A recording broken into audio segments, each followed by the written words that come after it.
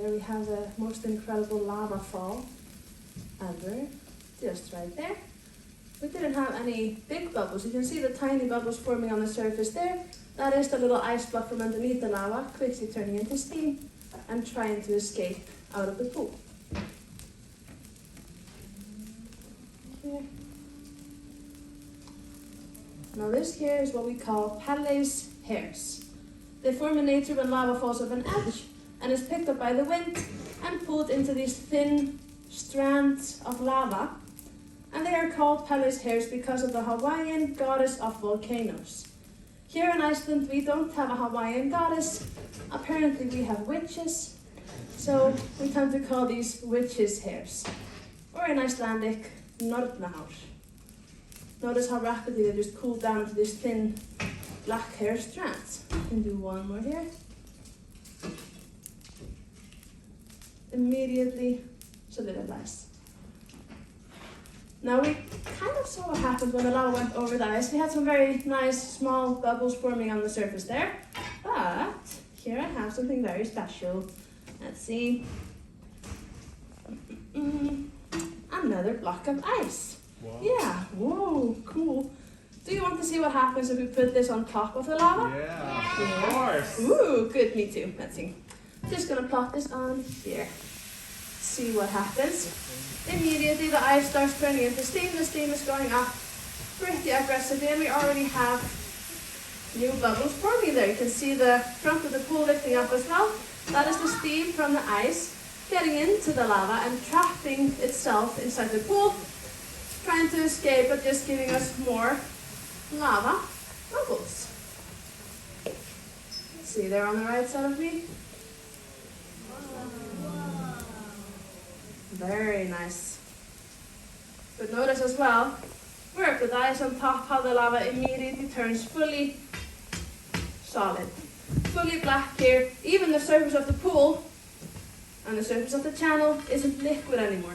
Because the lava is a great insulator. And very quickly when this lava came into the room, the surface solidified, creating this insulation around the molten lava underneath. And we are left with this kind of dewy looking lava. But even just this thin insulation bubble is enough to keep the lava underneath still super hot and molten. This was like 1/10 of a millimeter. It's insulation, and that was all it needed.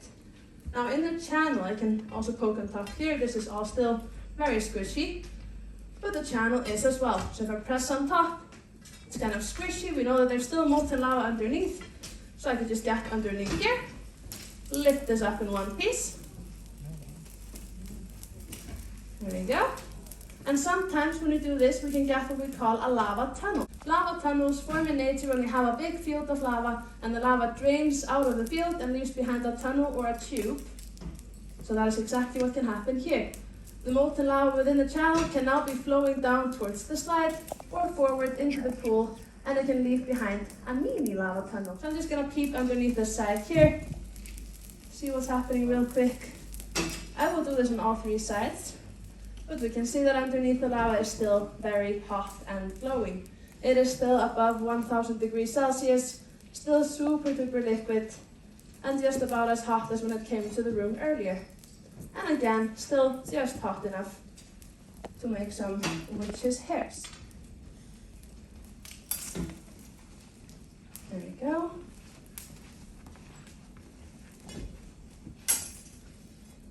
Let's see.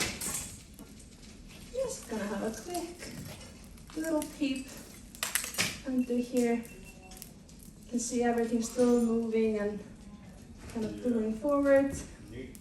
Very neat, yes.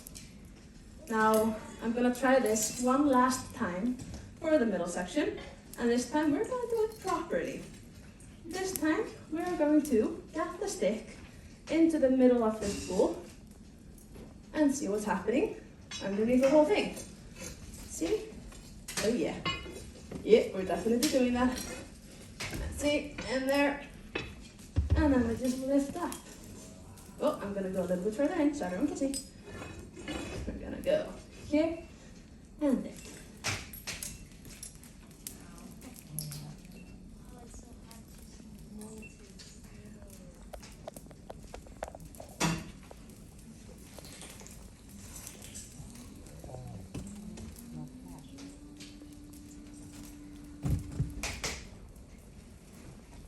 see these thin sheets forming underneath. It looks quite delicious, doesn't it? Yeah, it's not just me. Yeah, exactly. It always reminds me of melted cheese and Oreo crumbs mixed together. Maybe not the best combination. Let's see.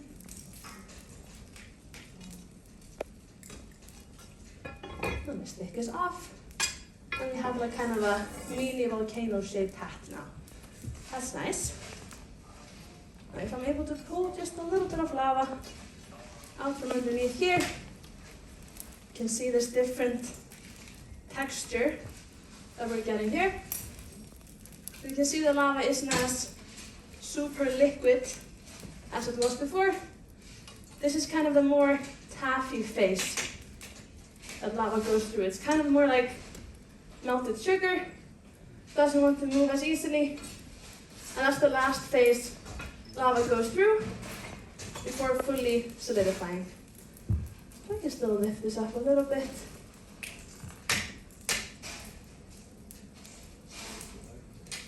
You can still see it kind of drooping down.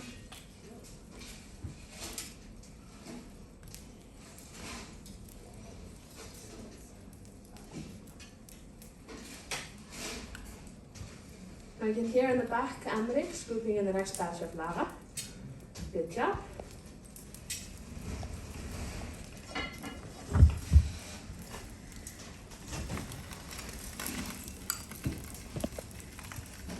can still move this. This is still a little bit flexible, but the more I move it, the more energy it loses. Now you can see this is kind of just solidified in this shape, and it's most likely just going to stay like that.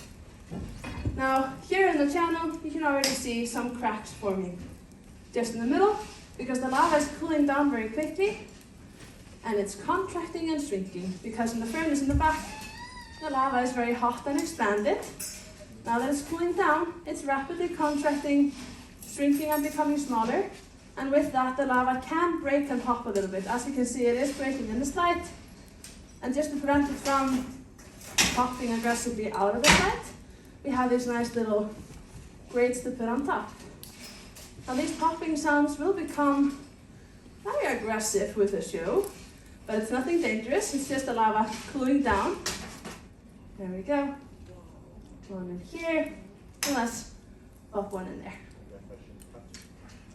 Immediately catches on fire, even though the lava has turned black in most places now. Black lava does not mean cold lava. No, no, no. Black lava means that it has dropped below 600 degrees Celsius, which means it could still be up to 600 degrees Celsius. And lava giving up any kind of color and light means that it is above 600 degrees Celsius, and neither of those facts are useful in this show. Sorry. Just fun to know, yeah. But this lava is going to stay too hot to touch until the end of the show and further on for about, well, a few hours. Now we can't see much anymore, we could just see a little bit of the light coming from the lava, and I want to see the shape a little bit better. See this texture that we have on our little lava pool, understand this popping sound coming from the slide, and see actually how glassy the lava is. Let's see. There we go. Here in the channel,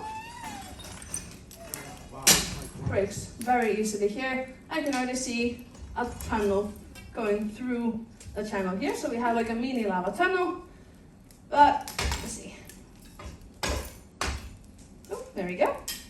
So on the surface the lava has turned very black, but on the inside, because of this insulation, we still have some very hot and glowing lava. From only a few millimeters of insulation, this little stake is still glowing, still above 600 degrees Celsius, from only this few millimeters of insulation. Now this little chunk of lava would take between 3 to 4 hours to cool down. We just left it here. The pool that we have here, right in front of us, it will take 8 to 12 hours to cool down, because we played with it. If we had not played with the lava in the beginning and just left it how it was, it could take up to 3 days for this tiny amount of lava to cool down to room temperature, which is still a lot, yeah. Now, that's still nothing compared to nature. In nature, we can have lava fields or valleys filled with up to 50 or even 100 meters of lava, and it can take that lava in the middle up to a century to cool down. So up to 100 years for lava in nature to cool down all the way through to room temperature. And here in Iceland, we know that has happened when we see things like moss growing on the lava. So like I mentioned quickly in the beginning, we have this crunchy lava covered in moss. The reason the moss is able to grow on the lava is because the lava has holes in it on the surface. Yeah. When lava is molten in nature and it's cooling down, the gases in the lava are trying to escape up. The lava cools down too quickly and the gases get trapped inside the lava and is left with all of those holes and air pockets. Now with time, rainwater gets into those holes and wind blows some baby moss particles over the lava. The moss gets into the holes. Moss doesn't need anything except for something to grab onto and water to grow, so that starts creating its own little root system through the lava field. But that doesn't happen until the lava has cooled down all the way through, and then we know. Then it takes about 700 to 800 years for anything else to grow on the lava, because the moss has to grow and die and grow and die and grow and die again and again to create enough soil for trees and bushes and other stuff to grow, which is why moss is protected in Iceland, because it can take such a long time for it to just start growing, and then even longer for anything else to grow on that. There we go, this is all still very hot and glowing there. Now we can already tell, I agree, yes. Now here, for example, have some very nice little bubbles, and some very thin bubbles as well. Sometimes when they are super thin, I can just break them pretty easily. Sprinkle them up. We have some lava glitter. Yeah, that was very cute. Yeah, sparkles, exactly. But here, what did that sound like? Glass. That sounded like glass because that is what lava turns into when cooling down quickly. Now, not just here, but in nature as well, lava turns into lava glass when it cools down rapidly, because that is what lava is mostly made from. Glass. Well, silica. Glass is about 80 to 90% silica. For my Icelanders, it is kísill, but this lava is 47% silica. We can have obsidian, which is a different type of lava. You probably most thought this was obsidian. It looks exactly the same, but obsidian has 65 to 90% silica. Basalt, which this here is, has 35 to 50% silica. So there's much less, and it is much more fragile. However, well, does anyone here play Minecraft? In Minecraft, we can make obsidian, a different type of lava glass, by mixing lava and water. The lava cools down quickly, turns into glass, or obsidian. Yeah. Here, same thing is happening. We have this tiny batch of lava. It comes into the room, and it panics. This is 47% silica. So the lava panics, and it starts to grab whatever elements are closest to it to solidify. It's grabbing what it's mostly made from. Silica turns into silica. Nature doesn't like this though. Basalt lava doesn't have enough silica to actually stay strong and live in nature. The lava glass made from basalt just breaks down and becomes part of sand with time. So when we have more lava, more basalt lava, for example a thick valley, 50 or 100 meters of lava, takes the middle centuries to cool down, then the lava has these centuries to be picky and choose what it wants to bond with. A little bit more iron here, calcium, magnesium, titanium, aluminium, and all of those elements the lava is made from, and it forms a nice crystalline structure just like these. Basaltic columns all around the channel, they form inside the thicker lava fields, that then with time are revealed with ocean breaking into the field and erosion and weathering happening on the surface, and then we get to see these just like the Giant's Causeway in Ireland. So if you have been to the Giant's Causeway, if you have walked on there, you have walked on what once was inside a thick lava field. But these three things have the same exact composition. We have basalt glass, basalt tetra, basaltic columns. They have the same composition, made from the same thing. The only reason these three look different is because they are cooled down in different ways and over different amounts of time. Does that make sense? Yes. Nice. This lava clearly has lost quite a lot of energy since it came into the room. I have here with me a temperature gun, so I can check how hot it is. When this came into the room, it was around 1100 degrees Celsius, 2000 Fahrenheit. And we can check, for example, the little chunks, since we made the hairs in the beginning. They must have cooled down quite a bit, since they've just been laying here for about 25 minutes. And we can see this one is still 94 degrees Celsius, 202 Fahrenheit. That's not too bad actually. Do you want it? No? No? No? No is the right answer. No. No, no. This one is a little bit too hot though. Let's see. In here, the lava is still pretty hot and glowing. We can check how hot it is here. 612 degrees Celsius, 1133 Fahrenheit. So like I said, when the lava is glowing, giving off color, it is above 600 degrees Celsius. That is guaranteed. On the surface of the pool here, still 363 degrees Celsius, 687 Fahrenheit, and even the little chunks, like this one, yeah, it's been laying on the side. Must have cooled down. It is 252 degrees Celsius, 487 Fahrenheit. So even the smaller chunks here in the channel are way too hot to touch, and they will stay way too hot to touch, I would say, until we clean the lava up, but this is the last day of the day, so we're going to leave the lava in the slide to cool down overnight. Tomorrow morning, when one of our melters come back at 5 in the morning to restart the furnace, he's going to clean the lava, and definitely underneath this whole pool, there will still be some warmth, but that is in 8 hours. Remelt the same lava again and again, because the composition of the lava does not change. When the lava erupts from a volcano, as in this here, this exploded from Katla in 1918. When it did, all of the gases in the lava went up to the atmosphere. The wind blew the ash away, and we are left with this lava that just stays the same composition from now on. It has already lost everything it could have lost. So parts of this lava is the same as we started with 2.5 years ago. Yeah, just been remelting the same lava again and again. Only reason we would have to add more of the sand or the tephra into the lava is if I take lava glass from the slide and put it in the store, we add the same amount of the tephra into that batch to keep about 120 kilos in each one. Yeah, otherwise pretty reusable. And we are using methane gas collected from the landfills. So landfills, they have the rotting food underneath the ground. We stick a pipe down there, suck the methane gas out of the rotting food, and use for our lava. So it's pretty green, we're pretty proud, yeah, I have to say. But do you have any more questions? What type of metal is this rod and the grates and the slide and the furnace? Everything we use here is made from steel. So stainless steel is the stick here. The melting temperature of steel is 1,500 degrees Celsius, so much higher than the melting temperature of the lava. This melts at 1,500, the lava melts at 900. And the lava simply just isn't hot enough to melt anything we have here, which is good, yeah. Did you have a question there? Yes? Yeah. Do you use a metal bucket, and can you feel the heat when you touch the lava through your glove? Yes, and yes. Yeah, so we used like a big metal steel bucket. It's not like a cute bucket, it's like a massive, I don't know, like a coffin-sized bucket. It's big, yeah. And we scoop the lava into that, and it doesn't melt. It doesn't get damaged at all. Can I feel the heat through the glove? I most certainly can. And sometimes even if the chunk is hot enough. Let's see. My glove starts smoking, as you can see here. My glove is smoking. Yeah, good? Okay, good.